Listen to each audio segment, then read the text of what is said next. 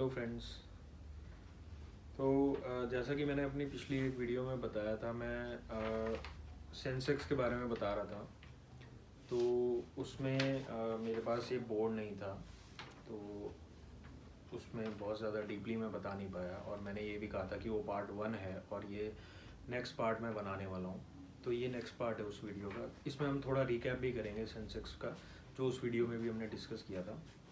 और थोड़ा बहुत हम बेसिक्स सेंसेक्स के बारे में तो करेंगे ही बात, और स्टॉक्स के बारे में थोड़ा बहुत बेसिक बात करेंगे कि स्टॉक्स क्या होते हैं, क्योंकि हम सेंसेक्स की बात कर रहे हैं तो वो जानना भी हमारे लिए ज़रूरी है। तो सबसे पहले हम देखते हैं सेंसेक्स। अब सेंसेक्स जो है ये मैं ऑलरेडी बता चुका हूँ, पर मैं रिपीट कर रहा हूँ।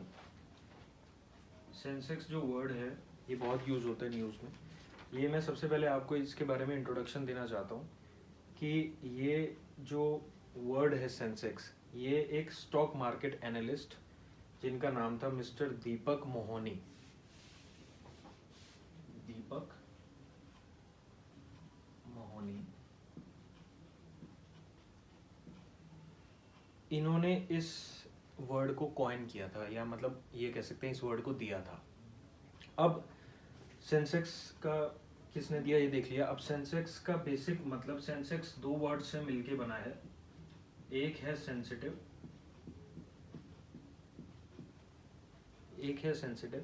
और दूसरा है इंडेक्स। ये दोनों वर्ड्स बना के इसका शॉर्ट फॉर्म किया गया है सेंसेक्स। अब ये सेंसेक्स जो है बेसिकली इसमें क्या रिफ्लेक्ट करता है, ये आपका एक स्टॉक इंडेक्स है, या बेसिकली ये कहता है ये आपका बीएसई के इंडेक्स को रिफ्लेक्ट करता है। कहने का मतलब ये है कि जैसे कि ये हम कह रहे हैं इसको एक सेंसिटिव इंडेक्स, तो ये मैंने पिछली वीडियो में भी बात करी थी कि ये सेंसिटिव इंडेक्स मतलब जो वो इंडेक्स जो सेंसिटिव है। अब किस चीज़ के लिए सेंसिटिव है? स्टॉक्स के अप एंड डाउन होने के लिए सेंसिटिव है, स्टॉक्स की वैल्यूज़ के लिए सेंसिटिव है। तो स्टॉक्स की वैल्यूज़ के हिसाब से ये फ्लक्चुएट करता है, जिससे हमें पता चलता है स्टॉक्स राइज कर रहे हैं या फॉल कर रहे हैं। तो बेसिकली अब हम आगे बढ़ते हैं कि ये जो है बीएसई, जो बॉम्बे स्टॉक एक्सचेंज जिसे हम बोलते हैं बीएसई, उसके ऊपर जो स्टॉक्स लिस्टेड होते हैं उनकी वैल्यूज़ के बारे में ये हमें इंडिकेशन देता है कि वो कैसा परफॉर्म कर रहे हैं। अब जो बीएसई के अंदर है, मैं आपको ये बता देता हूँ कि बीएसई में नेक्स्ट जो है वो ये चीज़ है कि बीएसई के अंदर 30 स्टॉक्स लिस्टेड हैं। 30 स्टॉक्स लिस्टेड हैं बीएसई के अंदर। इसको मैं थोड़ा ऊपर लिख देता हूँ।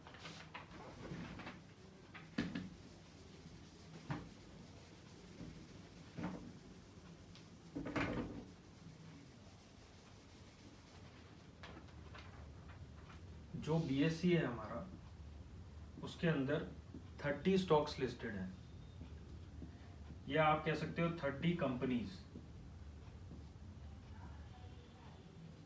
लिस्टेड हैं। और इन 30 कंपनीज की परफॉर्मेंस हमें सेंसेक्स बताता है। तो अब नेक्स्ट चीज़ हम ये देखते हैं कि ये जो 30 कंपनीज हैं, अब आपके दिमाग में ये आ रहा होगा कि ये 30 ही क्यों, या ये 30 कंपनीज क्या हैं, कैसी हैं। तो इसके बारे में मैं अभी ये बता सकता हूँ कि ये जो 30 कंपनीज हैं ये largest and most actively traded stocks की कंपनीज हैं। कहने का मतलब ये है कि ये जो 30 स्टॉक्स हैं ये सबसे ज़्यादा ट्रेड होने वाले और सबसे बड़ी कंपनीज हैं। अब नेक्स्ट मैं आपको ये बताना चाहता हूँ कि जनवरी 1, 1986 तक कोई भी इंडेक्स ऑफिशियली यूज़ नहीं किया जाता था। तब 1986 में सेंसेक्स क्रिएट हुआ था, उससे पहले कोई इंडेक्स ऑफिशियली यूज़ में नहीं था।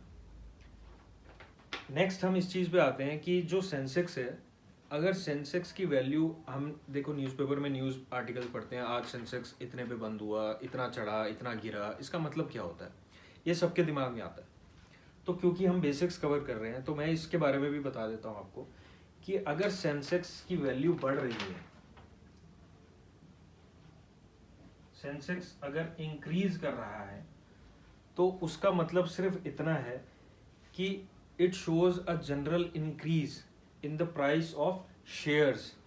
ठीक है, कहने का मतलब ये है, in the price of stocks आप कह सकते हो, शेयर्स और स्टॉक्स के बारे में भी मैं अभी बात करता हूँ। तो एक जनरल इंक्रीज जो इन 30 कंपनीज के स्टॉक्स हैं, जो लिस्टेड कंपनीज है बीएससी में, उनके जो स्टॉक प्राइसेस हैं उनमें अगर एक जनरल इंक्रीज हो रहा है तो सेंसेक्स की वैल्यू ओवरऑल इंक्रीज कर रही है।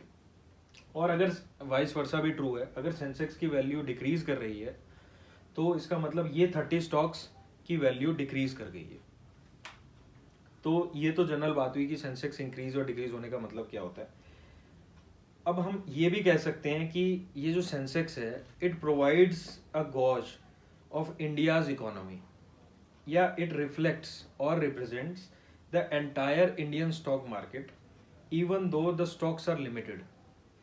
मतलब कहने का ये है, हम यहाँ पे सिर्फ 30 स्टॉक्स की बात कर रहे हैं या 30 लार्ज कंपनीज की बात कर रहे हैं, लेकिन इसी को अगर ये स्टॉक्स राइज और फॉल करते हैं तो इसी को हम मार्केट ट्रेंड भी ले सकते हैं। जबकि ये कंपनी सिर्फ 30, इंडिया में सिर्फ 30 पब्लिकली लिस्टेड कंपनीज हैं जो बीएससी पे लिस्टेड हैं, लेकिन टोटल नंबर ऑफ कंपनीज तो बहुत ज़्यादा होंगी। लेकिन हम मार्केट के ट्रेंड को इन्हीं 30 स्टॉक्स या इन्हीं 30 कंपनीज के राइज और फॉल से, स्टॉक्स के राइज और फॉल से हम उसको मार्केट के ट्रेंड को प्रिडिक्ट कर लेते हैं कि यार मार्केट बढ़ रही है या घट रही है, अगर इनके प्राइसेस बढ़ रहे हैं या घट रहे हैं। तो इस तरह से ये काम करता है। अब कुछ एग्जांपल्स मैं आपको दे देता हूँ कि सेंसेक्स में जो बीएससी में जो कंपनीज लिस्टेड हैं, जो 30 कंपनीज हैं, उनमें से किस टाइप की कंपनीज हैं। अब जैसे मैं आपको एग्जांपल देता हूँ, एक्सिस बैंक इसमें लिस्टेड है, एशियन पेंट्स है, बजाज फाइनेंस, भारती एयरटेल, आईसीआईसीआई बैंक, टीसीएस, एचसीएल, एलएनटी। ये कुछ एग्जांपल्स हैं जो कंपनीज बीएससी पे लिस्टेड हैं। They are one among the 30 companies. ऐसी 30 कंपनीज हैं, हमें सारी लिस्ट जानने की जरूरत तो नहीं है। तो ये है। अब हम ये भी बोल सकते हैं, नेक्स्ट पॉइंट ये है कि Sensex is used to observe the overall growth, development and ups and downs of the market by which you can access the economy. तो बेसिकली जो मार्केट है उसका ओवरऑल ग्रोथ या डेवलपमेंट या अप्स एंड डाउन्स वो इस सेंसेक्स के जरिए हम पता लगा सकते हैं, इसके राइज और फॉल से। यही इसका मतलब है। और it can also offer a better choice in investment. वो उस टॉपिक को मैं अपने एक वीडियो में कवर करूंगा कि इन्वेस्टमेंट के पर्पज से भी हम जो हैं सेंसेक्स का राइज और फॉल अगर हम लोग जानते हैं और अगर हम लोग देख रहे हैं या उसको फॉलो कर रहे हैं, तो आप अपना पैसा जो स्टॉक्स में लोग इन्वेस्ट करते हैं उस पर्पज से भी इसका राइज और फॉल देखना इम्पोर्टेंट रहता है। वो कैसे रहता है वो मैं आगे बताऊंगा आपको। तो आज जैसे मान लो सेंसेक्स की कुछ वैल्यू होती है, जैसे वो किस टाइप की होती है, किस फॉर्म में होती है, मैं आपको बताता हूँ। सपोज आज सेंसेक्स 50,030 पे क्लोज हुआ या इस टाइप से, तो ये 50,030 एक नंबर है। ये नंबर 100 से स्टार्ट हुआ था, जब सेंसेक्स स्टार्ट किया था तो ये नंबर 100 से स्टार्ट किया था। आज सपोज आज 4 अप्रैल है, तो ये नंबर 50,030 पे क्लोज हुआ। तो इस टाइप से नंबर्स होते हैं जो रिप्रेजेंट करते हैं सेंसेक्स को, और ये नंबर्स डेली बेसिस पे चेंज हो सकते हैं। सपोज कल मार्केट अगर खुलती है सुबह 9:30 बजे और 50,030 इसकी वैल्यू है, और 3:30 बजे जब मार्केट क्लोज होती है, मार्केट क्लोज या ओपन होने का मतलब ये है ट्रेडिंग के लिए, जब स्टॉक्स बाइंग और सेलिंग के लिए ओपन होते हैं जब मार्केट में। तो सपोज जब क्लोज हुआ तो 51,000 था, तो हम कह सकते हैं कि सेंसेक्स राइज किया और 51,000 पे क्लोज हुआ। तो ऐसे ही एक वैल्यू उसको दे दी जाती है और उस वैल्यू को प्रीवियस वैल्यू से कंपेयर किया जाता है, ये बताने के लिए कि सेंसेक्स में राइज हुआ या फॉल हुआ। तो जनरली अब ओपन और क्लोज की जो अब हम बात कर रहे हैं स्टॉक मार्केट में, तो वो बेसिकली क्या है कि ओपनिंग, वो भी मैं आपको बता देता हूँ कि जब भी ओपन और क्लोज की हम बात कर रहे हैं, कोई भी जैसे ओपन या क्लोज, जब हम कहते हैं कि मार्केट इतने, ये वाला स्टॉक इतने पे ओपन हुआ या ये वाला स्टॉक इतने पे क्लोज हुआ, इसका बेसिक मतलब ये होता है कि उसकी प्राइस कितनी थी, उसकी वैल्यू क्या थी, स्टॉक की वैल्यू क्या थी जितने पे वो ट्रेडिंग स्टार्ट हुई उस दिन, या उस दिन उसकी जो लेन देन है या जो बाइंग एंड सेलिंग है वो स्टार्ट हुई। तो ये है। अब हम एक और इम्पोर्टेंट चीज़ के बारे में फटाफट बात कर लेते हैं, और वो है स्टॉक। क्योंकि हम स्टॉक्स की यहाँ पे बात कर रहे हैं कि 30 स्टॉक्स लिस्टेड हैं इन कंपनीज के सेंसेक्स पे, बीएससी पे, जो जिसके राइज और फॉल सेंसेक्स हमें बताता है। तो आखिर ये स्टॉक अब हम देखते हैं कि क्या होता है।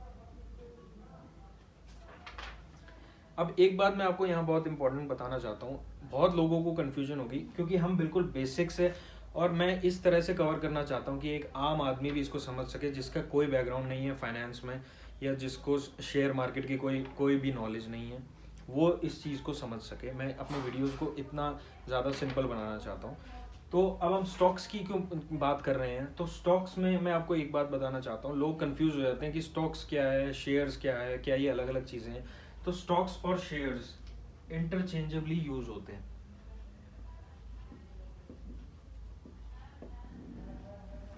इनमें थ्योरेटिकली कोई डिफरेंस माना नहीं जाता। हम स्टॉक्स वर्ड भी यूज कर सकते हैं, शेयर्स भी यूज कर सकते हैं इसकी जगह। तो इसको हम इक्विटी भी बोलते हैं।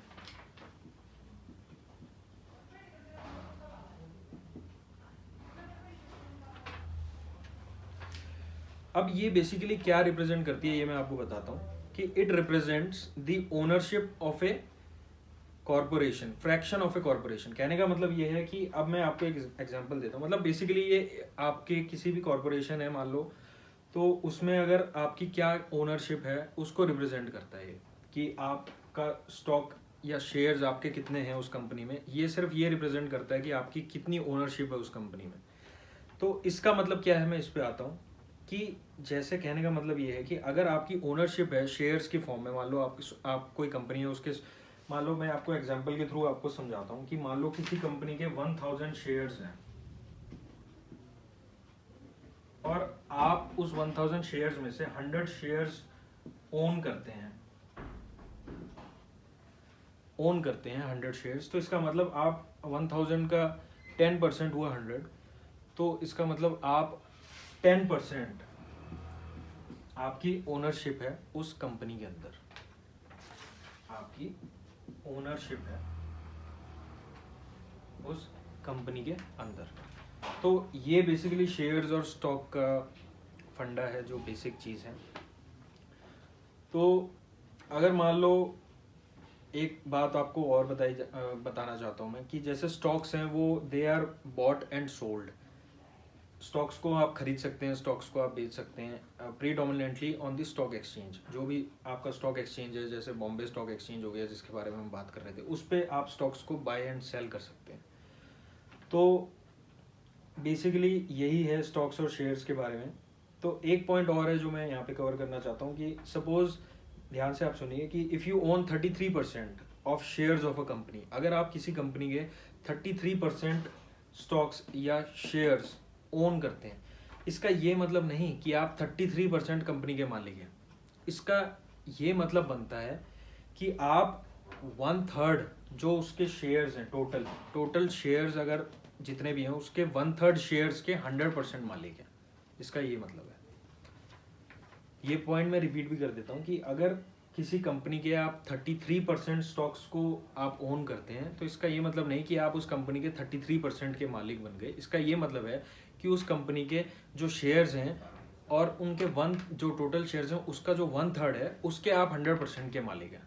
ये तो स्टॉक्स और शेयर्स के बारे में हमने कुछ बेसिक्स देखे थे अभी, और इसको हमने कवर किया। आई होप मैं अच्छी तरह से इसको कवर कर पाया।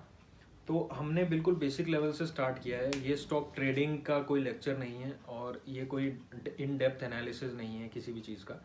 तो इसमें बेसिकली सेंसेक्स और स्टॉक्स या शेयर्स के बारे में बहुत ही बेसिक नॉलेज दी गई है। और ऐसे ही मेरे आगे आने वाले वीडियोस भी, चाहे कितना ही कॉम्प्लेक्स टॉपिक हो, कितना ही डीप टॉपिक हो, उसके बारे में हम बिल्कुल बेसिक लेवल पे जाके उसको स्टडी करेंगे और बिल्कुल बेसिक लेवल पे उसको कवर करेंगे। स्टार्टिंग फ्रॉम ABC हम उसको XYZ तक लेके जाएंगे और देखेंगे कि कैसे हम उसको समझ सकते हैं एक बहुत ही लेमन टर्म्स में, एक बहुत ही आसान भाषा में, एक बहुत ही ईजी टू अंडरस्टैंड जो है लैंग्वेज में। तो बेसिकली यही आज के लिए हमारा यही टॉपिक था। आप मुझे मैंने ये लेक्चर्स स्टार्ट किए हैं स्टॉक्स शेयर्स पे, आज मैंने ये चीज़ कवर करी है। तो आगे आने वाले लेक्चर्स में भी हम देखेंगे कि इससे रिलेटेड या किसी और टॉपिक से रिलेटेड जो आजकल चल रहा है या जिसके बारे में लोगों को कन्फ्यूजन होती है, उसके बारे में कैसे हम पढ़ सकते हैं, क्या हम कवर कर सकते हैं। आगे आने वाली वीडियोस में मैं नए टॉपिक्स उठाऊंगा, और ऑफ कोर्स मोटिवेशनल चैनल तो ये है ही, तो मोटिवेशन तो रहेगी ही। बीच बीच में मैं आपको मोटिवेट करता रहूँगा और बीच बीच में मोटिवेशनल आपको स्पीचेस देता रहूँगा। तो आप मुझे कमेंट्स में बताइए कि मेरा ये जो एक ट्रायल था आपको बताने का, जो टॉपिक आज मैंने कवर किया स्टॉक्स, शेयर्स और सेंसेक्स, तो इसके बारे में आपको कितना समझ में आया, आप कमेंट्स में बता सकते हैं। मेरी वीडियोस देखने के लिए बहुत बहुत शुक्रिया। मोटिवेटेड रहिए, खुश रहिए, काम करते रहिए और अपना प्यार इसी तरह देते रहिए, और अपने माँ बाप की इज़्ज़त करिए, आगे बढ़ते रहिए और अपना काम पूरी ईमानदारी से करते रहिए। और थैंक यू सो मच। नमस्कार।